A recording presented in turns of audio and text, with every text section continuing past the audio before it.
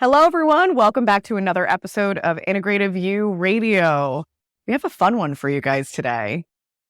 Oh, we got Dr. Nick snapping. So, because he always forgets that this is also a podcast, not just a video. All right, guys, for those of you that have been following us, I know that there's rumors of what are they doing over there? Why are they selling all their stuff? And the topic of this podcast is it manifesting or is it just hard work paying off? And this was a topic that was actually proposed by one of our team members. And I was like, that is a great, great topic. So I figured I would launch this with a announcement, which will then proceed into a story. And what that is Dr. Nick, myself, and little baby Q are moving to Italy. Got nothing, Nick? It's been one hell of a manifestation, and it's been pretty wild. Is that when you're in alignment with manifestation, you can definitely work hard. We always quote unquote work hard, if that's what you want to call it. I'll probably disagree with later calling it work, but the aspect is that things happen really fast when you're in alignment and you're manifesting, and you also have the compounding energies of multiple people synchronizing their energies into a specific creation. And yeah, I'll let Dr. Nicole tell the story. Pretty wild. So I want to preface with this is that when it comes to putting your eye on a prize, you have this desire, you have this want, and it's something that really feels good. As Dr. Nick said, it aligns. It's like, gosh, this is going to allow me to really feel free or feel happy, feel joy, feel gratitude. It just feels good on a cellular level. That is where there's more power behind it because it's aligned to your true soul, to your true desires. And when we went to Italy, there was a feeling that we had. And it was a feeling of, for me, a feeling of peace. Like my mind and my body was at more peace than it ever was. And that peace made me feel more powerful, made me tap into, I'm really capable of so much more than what I've even achieved thus far. And it was a feeling that I couldn't really ignore. And in addition to that, the feeling of not worrying about our food, actually enjoying food again, enjoying going out, because the culture is built around quality time and quality food. That also was something that felt so unbelievably good, but also freeing. We love going out and socializing, but it's difficult in the US because you just know that you're not getting great quality. It's just, restaurants need to make a profit, and the business infrastructure of restaurants here, it's just totally different. So essentially the moral of the story is that we had this feeling, we had this vision, and then we put a lot of energy and focus into what do we want our 2.0 life to look like? And that was through conversations, it was through meditation and structured meetings. And then we had a knock at our door. And we had a knock at our door saying, "Hi, I would like to buy your house." And it was like, what? Our house isn't for sale. And we just sat back and we're like, man, that is weird. That is really, really weird. But then when they gave us the price, we're like, wait, what? That's a lot more than what we bought it for. And so now it wasn't really just about, that's crazy that happened. And is this part of a manifestation? But then it was also like, this could be a very smart move from a financial perspective and generating generational wealth, which ironically was also part of our 2.0 life and part of our manifestation. So I had this conversation with literally a client yesterday, and he was talking about something that presented itself in his life.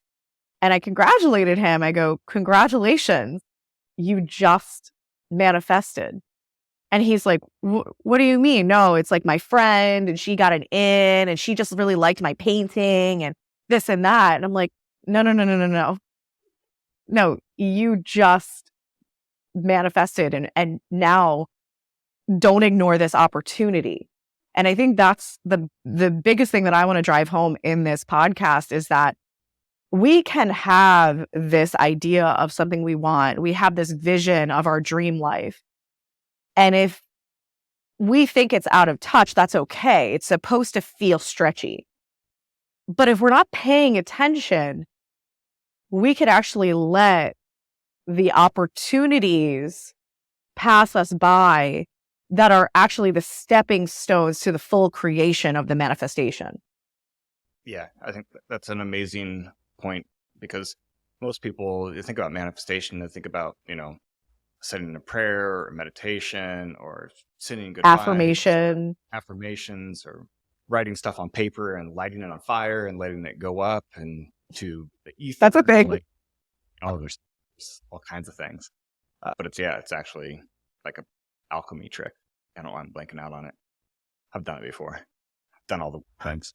And what's crazy is that we're still in this belief system, at least, America is, with, they want a quick fix. They want that manifestation to come up in the form that they were sending out that energy. It's like, easily say like, boom, we want to go to Italy. Like, we wanted a private jet just to magically take us over to Italy, and boom, our manifestation, it was there. And it was like, no, like, knock, knock. Hey, I want to buy your house. It's you want a certain amount, you'll go buy a lottery ticket thinking like that's the manifestation. If I manifest it, I'm going to get the lottery ticket. And like, that's really not how the universe works. The universe is going to drop you hints so that you can actually take action. And the action, when you take it, guess what? There's a loss and a gain. There's always a balance within the energy, and there's the balance in manifestation. If you just manifested and got the lottery ticket, up until that point, there's really no transfer in the balance of energy. There's no loss and no gain. There's just, for the most part, a gain there, which is going to create a huge loss in the future, which isn't really manifestation. So it's about, really looking at Dr. Nicole is like, and the alignment wasn't that Italy gave her peace and gave her those things. That was the feeling that she got when she was actually in alignment with the environment that was actually giving her best opportunity to serve her highest values.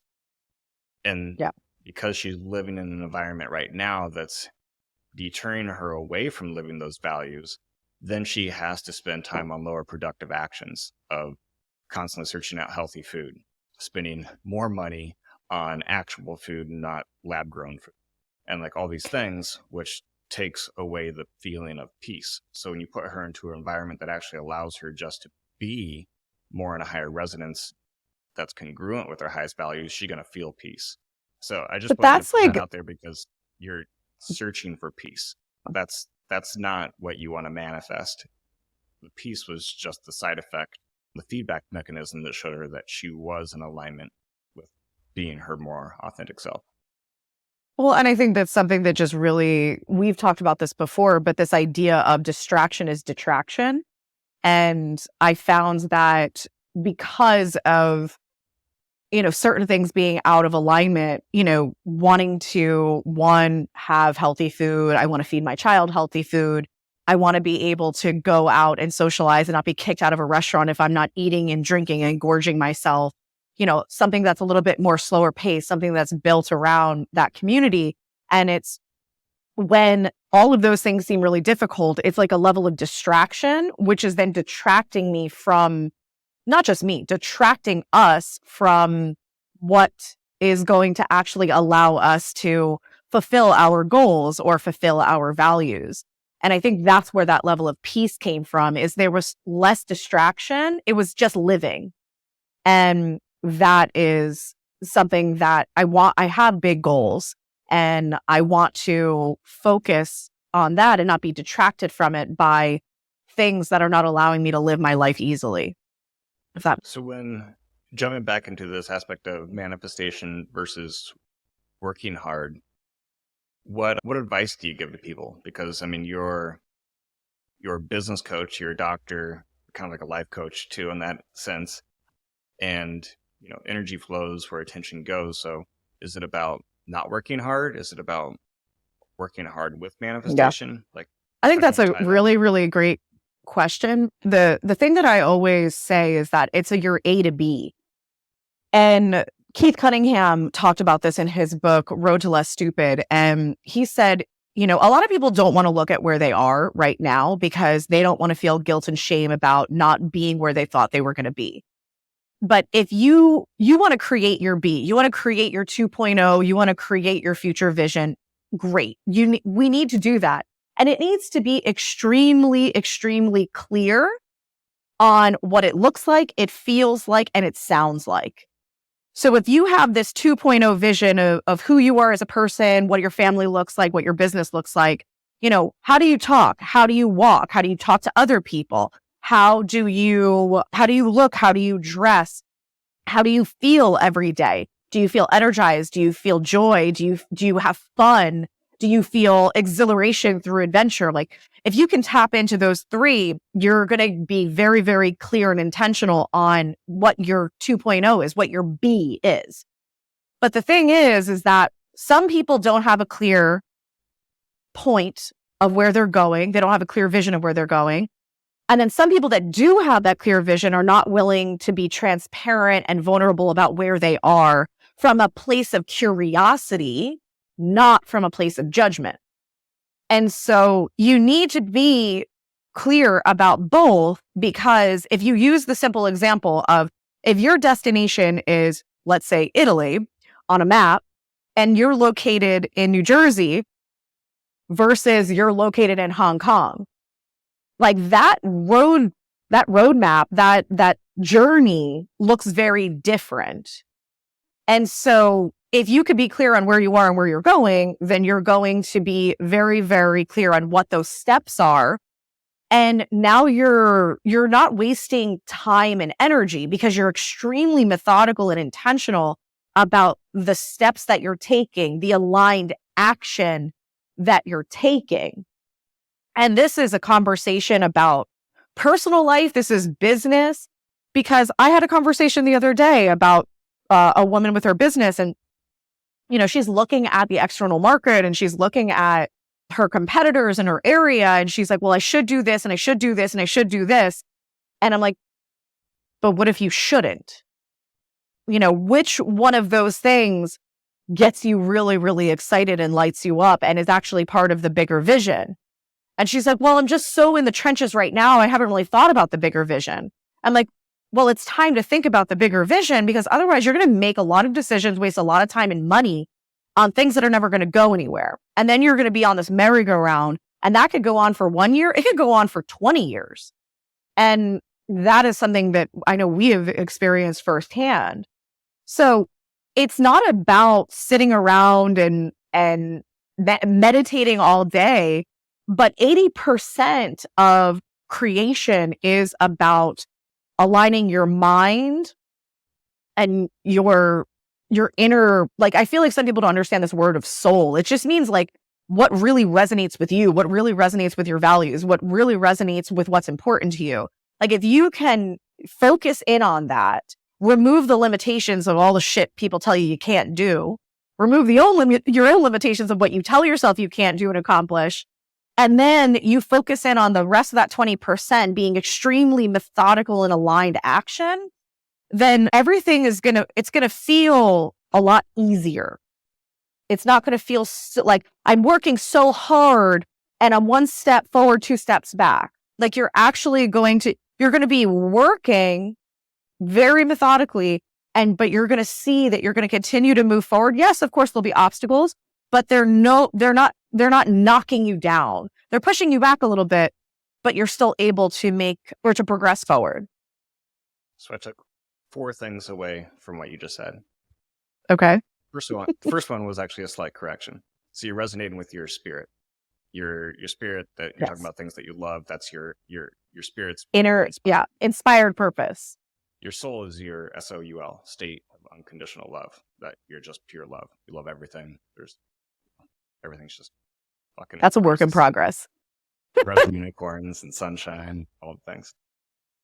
But no, the three major takeaways, which was brilliant, is that the first one is getting crystal clear where you are and noticing most of us will have it, the guilt and shame, the judgment that you're not where you think you should be. So you're holding guilt and shame and you don't want to look at where you truly are right now. And being able to become grateful for that, because the gratitude is the tool that removes and neutralizes guilt and shame. That sets you free from that. The second one is, how do I feel right now? Well, you can't feel better when you're either consciously or unconsciously still holding on to that guilt and shame. Guilt and shame is like the lowest vibration that kills every manifestation. So you have to go through the process of balancing out the guilt and shame, becoming grateful for it, because it's what got you to where you are, which is just the next stepping stone foundation to launch you forward.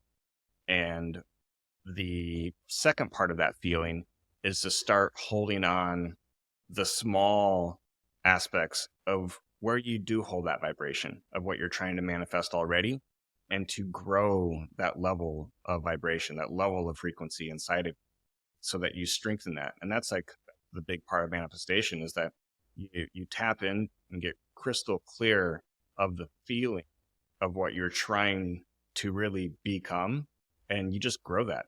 You grow that intensity, you grow that duration, and when you compound that with other people, as well, that we had the same manifestation we were working on, is that compoundedness allowed that energy to transform very, very quickly, so that we changed who we were through the feelings, and the feelings are just created by our thought process. So we created a new blueprint of how we were thinking of who we were.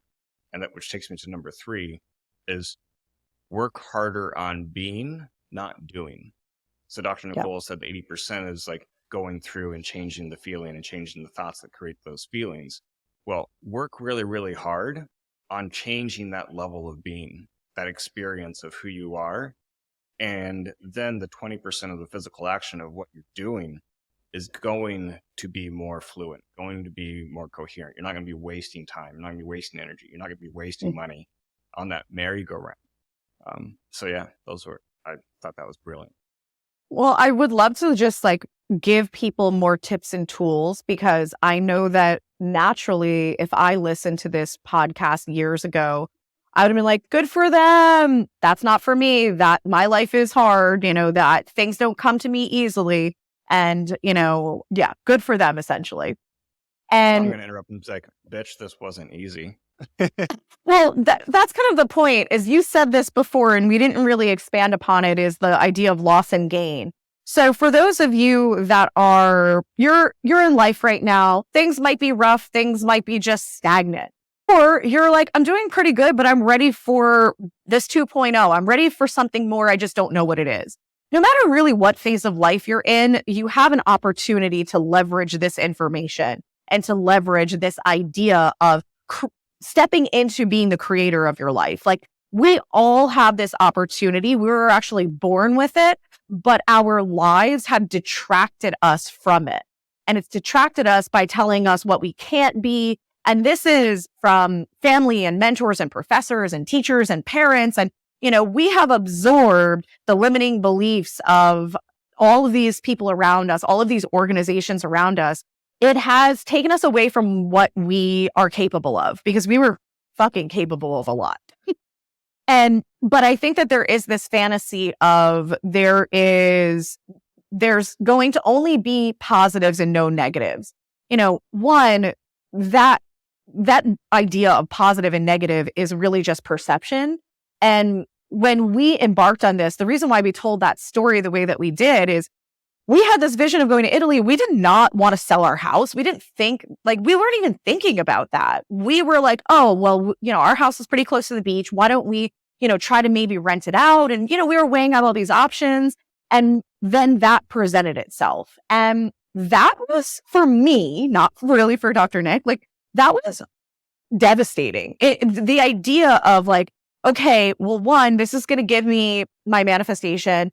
Two, this is also going to be a very smart move financially, but it was like, this is our home. Like, this is where my son has grown up. Like, this is where all our stuff is. We have to get rid of all of our stuff if we don't have a residence here. And like, you can, but there's no point to move tons of stuff over internationally. And it was rough. It was a very emotional thing. And then we're dealing with like people, my family, what's going on? You're leaving us. Like, so it has not been an easy decision in any capacity. There has been a loss to be a gain, but we also know that we have to give ourselves the opportunity to experience this. And if it's everything that we dream, fantastic. If it's not, then we can always find plan B. And we need to let go of this idea that everything should be positive, everything should be sunshine and rainbows. Like, no matter what you're doing, if you have a business right now and you're just like, this is not what I wanted, this is not what I thought it was going to be, the idea of closing that business or restructuring that business to create a new one, like, we're just like, oh God, I can't do that. But again, it's the loss to the gain. We lost a physical brick and mortar location, but then to create this 2.0 version of our business, which is actually serving our clients so much more because we're also have the time and space to serve ourselves so much more. So we show up better than we ever have. A loss to the gain. And the final thing that I really want to say, and this is a huge one, so please stay with me, is please stop distracting yourself with what is going on in the world, in the media, in your competitors, in the other families, in your neighborhood, because even with the knowledge that I have, I'll speak again for myself, it is so fucking distracting. Like, it is so fucking distracting to just look at what other people are doing. And nowadays it's like a information overload. And I used to like write things down and take notes. Look how this person's making money. Look how this person's running their business. Look how this person is speaking and changing humanity. And I used to be like, oh, that's really awesome. Wait, maybe I should do that. Maybe I could do that. And it fucking distracts you from what you really want. It really, really does. It takes you away from the ability to say, how do I want to show up in my own unique way? How do I want to make money that serves me, serves my family, serves my values? That was probably one of the hardest pills to swallow, is like, I lived my life like saying, I want to be this boss lady. I want to have an empire. And it's like, I just want to have a life that I enjoy every day. I want to spend time with the people that I love. I want to be financially comfortable and free, and I want to be able to do what I want when I want. But I also want those other things equally as much. And when you look at some of these people that are just like, absolutely unbelievably wealthy, ask them how much time do they spend at home? Ask them, how much time do they spend on their own self-care? Ask them where their health is at. There are definitely people that have figured it out. They got all the buckets full. But there's a lot of people that we're looking at, we're observing, and we're envying that money bucket is full and the rest are real, real empty. So the point is that, go ahead. Just interject real quick, is that there are a few people that have their buckets full. But yeah. If you were to live their life, that wouldn't work for you, because their set of values is different. What they care about is different. It says I don't have internet connection. Okay, back. So you said if they were to live that life. So I want to interject really quick, because there are a couple people in the world, not many, but a couple people in the world that have every single bucket completely filled. And what's interesting with that is, if you were to put yourself in their life, it wouldn't work for you, because they have a different set of values, Mhm. working more or not working. And like your life is completely unique. So it's stupid, honestly. It's literally stupid to judge yourself compared to somebody else, because they're not you. And what works for them and not you. You can, the only thing with those people is because they've gone and experienced everything and they had mentors to help them out, that they would be able to help mentor you to guide you to your unique bliss. But it wouldn't be doing the same things that they do. That's not how it works. That's shouldn't work like that. Is that that's not creating. We're here as human beings to create. And if you're just doing the exact same thing as somebody else, we don't need two people doing the same thing. That's why there's only one of you. So we can look at other people to take advice from, to work more efficiently, to get coached, etc. But at the same, like, you don't ever want to do what somebody else is doing unless that small piece of it is in alignment with your high values. Yeah. It's embrace your uniqueness always. And I think a lot of us are scared to do that. And, what if I'm ostracized? What if I'm judged? That means you're doing it right. And be prepared for that, because when you're doing big things or you're an out of the box thinker, yeah, you're going to have people that love you. And then you're going to have people that have something to say about it. There is nothing wrong with that. We can't be in control of others. All we can do is be in control of ourselves and do what makes us fucking happy, is what it comes down to. So we hope you enjoyed this. And we hope that this gives you some inspiration to know that you can be the creator of your 2.0. And it's a matter of tuning back into yourself and not being distracted by your environment, not thinking that manifestation is all about positives and no negatives.